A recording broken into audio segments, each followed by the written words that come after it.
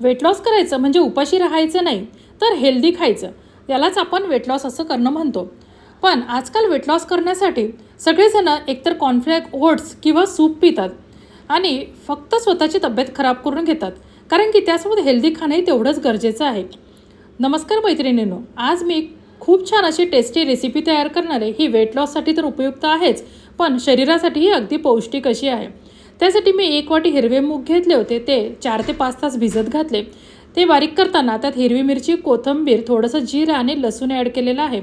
आणि त्यानंतर या पिठामध्ये मी तिन्ही पिठे ॲड केलेत, ते गव्हाचं, ज्वारीचं आणि बेसनाचं. थोडासा ओवा आणि चवीनुसार मीठ, हळद, तिखट आणि धने-जिरे पूड यात ॲड केले आणि खूप छान असे गोल गरगरीत मस्त मुगाचे थालीपीठ तयार करून घेतले. याचा घरभर इतका घमघमाट सुटला होता, पर हे चवीला सुद्धा अगदी अप्रतिम असे झाले होते.